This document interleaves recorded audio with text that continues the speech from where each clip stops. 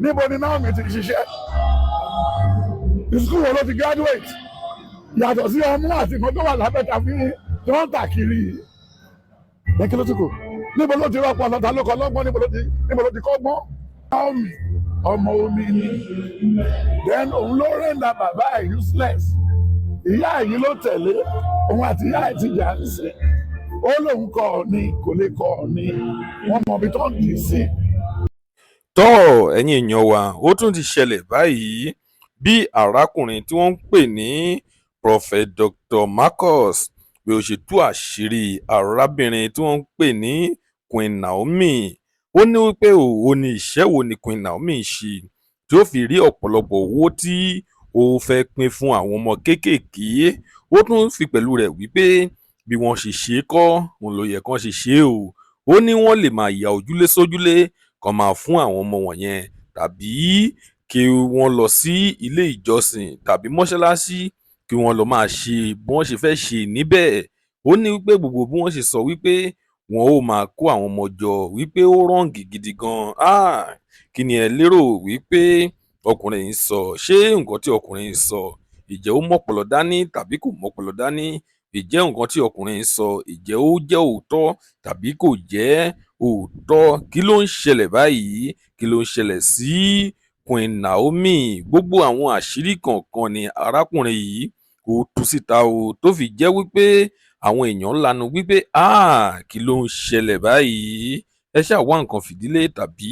kí ẹ fìdílé nǹkan torí a máa tú pẹpẹ ọ̀rọ̀ kalẹ̀ níbí lénìí. A sì máa fún yín láǹfààní láti wo full video náà bí ọkùnrin náà ṣe sọ àwọn ọ̀pọ̀lọpọ̀ ọ̀rọ̀ tó jẹ́ wípé ẹnu wa ò lè sọ ọ́ tán. Bóyá ẹ fi ara balẹ̀ kí ẹ wò ó. Ó ṣọ́ọ̀kì wọn then nínú sẹ́ẹ̀lì ń bẹ̀ mo tún ṣìnà gbogbo àwọn tájọ tì mọ́lé bí wọ́n ṣe di ọmọ ọjọ́ SELE nìyẹn ṣé bó ṣe rí nìyẹn. Ó ní àmì wọ̀nyí yóò máa tẹ̀lé ẹ lọ. Àwọn Naomi wọn ò ṣe tí wọ́n pẹ̀lú good intention èyí ni wọ́n ṣe pẹ̀lú good intention torí Naomi ọmọ omi ni then òun ló rẹ́ńdà bàbá ẹ̀ useless ìyá yìí ló tẹ̀lé òun àti ìyá ẹ̀ ti jà ń sìn ó lóun kọ́ ọ ní kò lè kọ́ ọ ní wọ́n mọ ibi tó ń dì sí. then ráìsì yẹn a lè gbé kálọ̀ máa gbé sẹ́nu ọ̀nà lé àwọn èèyàn then mo tẹ̀lé gbé sórí website káwọn èèyàn wọ́n drop account wọn síbẹ̀ kò dẹ̀ máa sẹ́ni 3,000 yẹn síbẹ̀ lóṣù yìí sí lọ́dún yìí àìmọye àwọn èèyàn tó ti sẹ́ni mi ní account ọdún iye tí mo lágbára wọn ò ní muslim wà nù wọn anybody ló wà nù mi ò mọ ibi tó ń gbé so bó ṣe yẹ kó rí nìyẹn. Ó ní nǹkan tí ọwọ́ ọ̀tún bá ṣe that's why he said it's not biblical. Ó ní nǹkan tí ọwọ́ ọ̀tún bá ṣe kọ́wọ́ òsì máa ṣe kúrẹ́. Look at the book of John 6. Ó ní tí a ní nǹkan tó jọmọ́ bí oúnjẹ ṣé bíbí tá a ti kọ́ náà nìyẹn. Jésù tẹ̀sán pé ókè wọ́n náà ní ẹja wẹ́wẹ́ àti àkàrà méjì ní wọ́n gbé wa. Dẹ́rù ní bàbá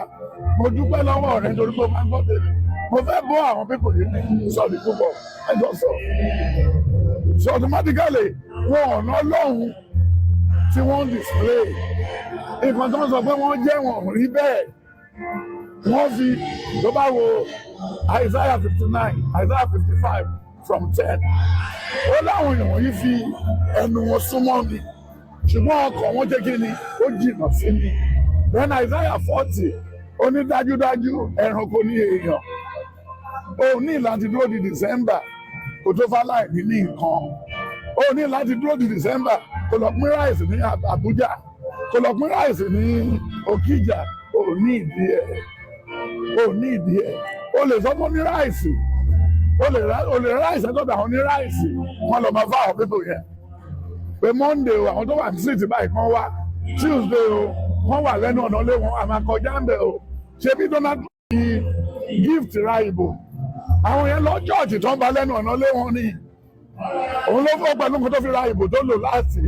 ó dáwọn èèyàn ò ṣubú ó dẹ̀ tún sáà ní pépà pé kó vote for me kò sẹ́ni bọ̀dì tó stampede kò sẹ́ni tó kú bọ̀dì wọn yóò ṣe good intention níbo ni Naomi ti ṣiṣẹ́ company wọn ló ti ṣiṣẹ́ ní Nàìjíríà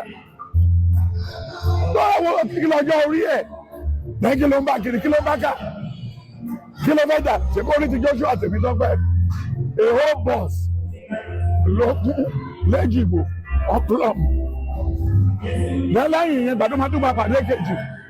ó lo àbúrò ó lo ìyá ẹ̀ lẹ́lẹ́yìn ìgbà tó wá tún lo àwọn tó wá láti South Africa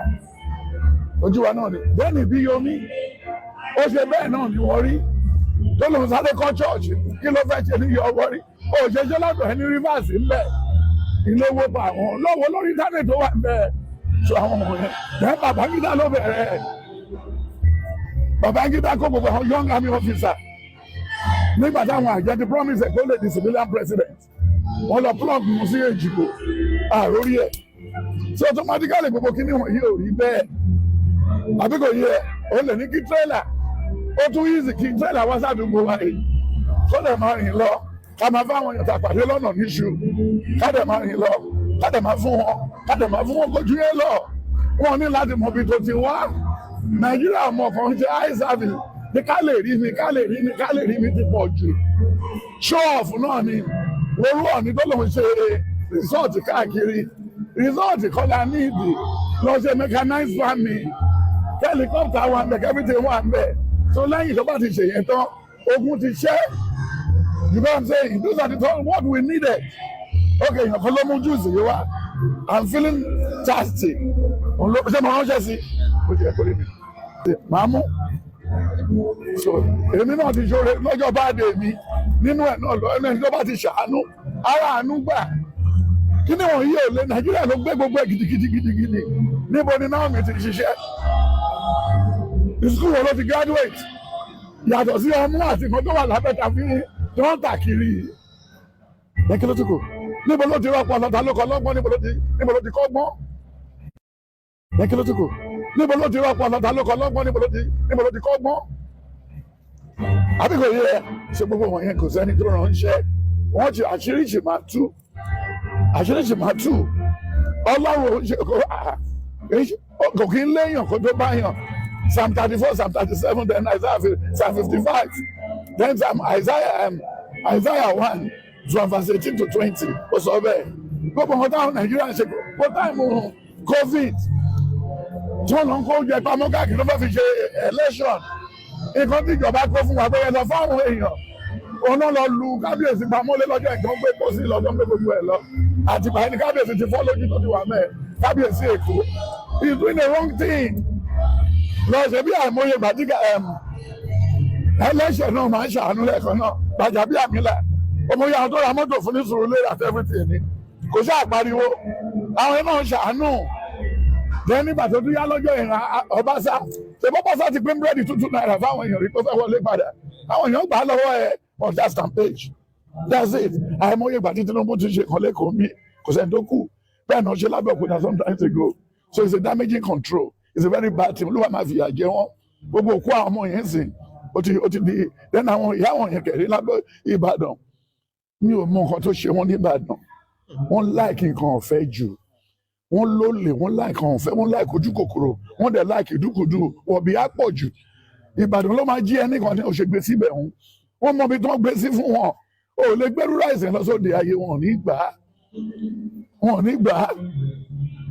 Because wọ́n máa try láti pé inú mi ló ti ń bọ̀ kí ló dé ló fẹ́ fà fún ọ bí mo ṣe wà yìí mi ò lè ṣe làwùlàwù ní ìlú tí wọ́n ti bí mi o torí àwọn méètì mi wà ń bẹ̀ but àwọn eléyìí ò ní méètì wọ́n ti lùsì bí àrìn wọn that's it. tọ́ ẹ̀yin èèyàn wa ìjẹ́ ẹ ti wo fídíò yìí láti bẹ̀rẹ̀ títí dé ìparí o ìjẹ́ ẹ ti wò ó ìjẹ́ ẹ gbádùn rẹ̀ kí ló ṣẹlẹ̀ kí ni ẹ rò pé ó yẹ kí Queen Dami ṣe àbí kí ni ẹ rò pé ó yẹ kí arákùnrin yìí tí ẹ ń wò lójú àwòrán yìí Prophet Dr. Marcus kí ni ẹ rò pé ó ń sọ ò ṣé nǹkan tí ó ń sọ ṣé òótọ́ ni tàbí kì í ṣe òótọ́ nǹkan tí ẹ bá lérò wípé ó yẹ kí Queen Dami ṣe tí ò ṣe tàbí tí ẹ rò wípé nǹkan tí arákùnrin sọ